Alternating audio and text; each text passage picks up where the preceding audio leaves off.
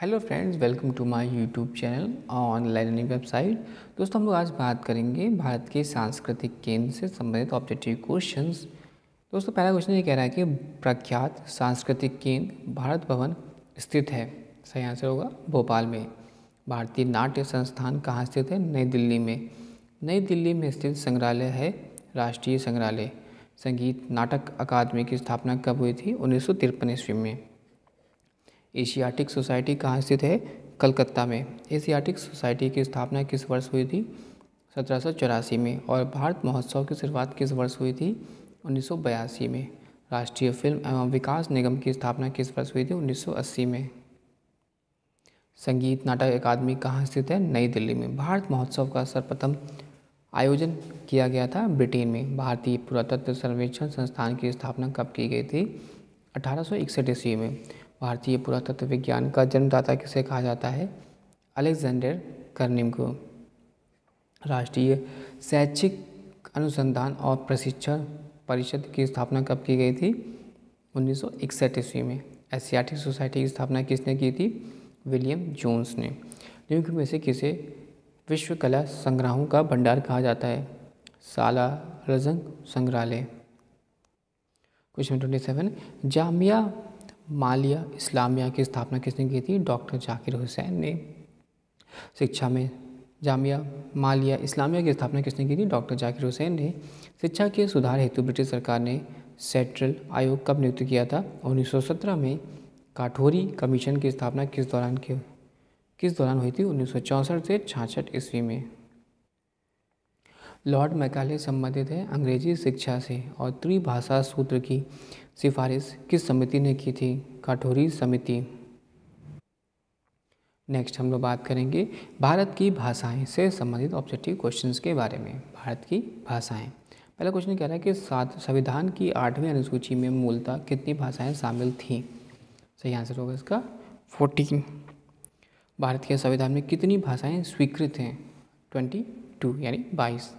भारत की 8वीं अनुसूची में शामिल की गई 4 नई भाषाएं हैं संथाली, मैथाली, बोडो और डोगरी। भारतीय भाषाओं में कितने प्रमुख वर्गों में बांटा गया है? 4। जिनमें से किस समूह की भाषा को भारत में सबसे अधिक लोग बोलते हैं? भारतीय आर्य।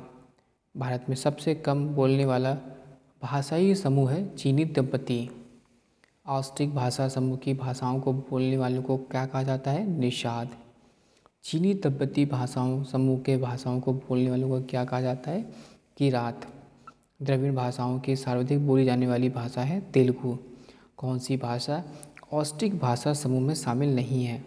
ओराव। किस भाषा को द्रविड़ परिवार की सभी भाषाओं की जननी कहा जाता है? तमिल।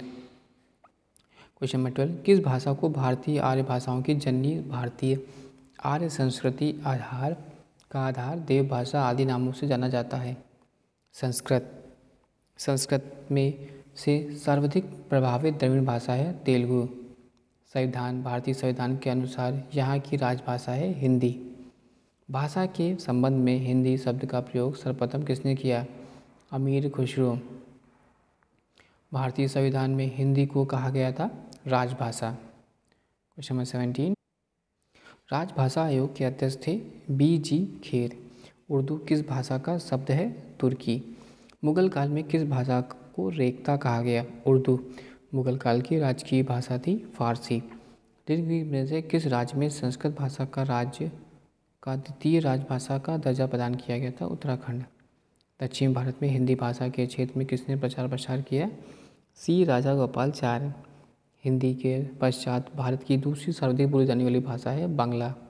दक्षिण भारत की सर्वाधिक प्राचीन भाषा है तमिल। भारत की किस भाषा को इटालियन ऑफ द ईस्ट कहा जाता है? तेलुगु। देश के एकमात्र किस राज्य की राजभाषा अंग्रेजी है? नागालैंड। लक्षद्वीप समूह के मेनकाई द्वीप की भाषा है माहल। डोगरी भाषा मुख्य रूप से कहाँ बोली जाती है? जम्मू कश्मीर में। भारत के किस प्रांत में कोंकणी भाषा बोली जाती है? महाराष्ट्र तथा गोवा में। आंध्र प्रदेश की राजकीय भाषा है तेलुगु। केरल का राजकीय भाषा है मलयालम। नागालैंड की राजकीय भाषा है अंग्रेजी। जबकि किस भाषा का केंद्रीय सरकार द्वारा क्लासिकल भाषा का दर्जा दिया जाता है? तमिल। क्वेश्चन नंबर 16, भारतीय पुरातत्व सर्वेक्षण ASI निम्नलिखित विभागों या मंत्रालयों में किसका संकलन कार्यालय है? संस्कृति। भारतीय सर्वेक्षण इनमें से किसके अधीनस्थ है? गृह मंत्रालय। एशियाटिक सोसाइटी ऑफ बंगाल के संस्थापक थे सर विलियम जोन्स। और इंदिरा गांधी राष्ट्रीय मानव संग्रहालय कहाँ स्थित है? भोपाल में। क्वेश्चन नंबर 20, भारतीय सर्वेक्षण विभाग का मुख्यालय कहाँ स्थित है? देहरादून में। निम्नलिखित में से कौन सी अकादमी भारत में नृत्य, नाटक तथा संगीत के विकास को प्रोत्साहन देने के लिए उत्तरदायी है? संगीत अकादमी। ललित कला अकादमी किसके संवर्धन के लिए समर्पित है? ललित कला। भारत की फिल्म और टेलीविज़न संस्था कहाँ स्थित है? पुणे में।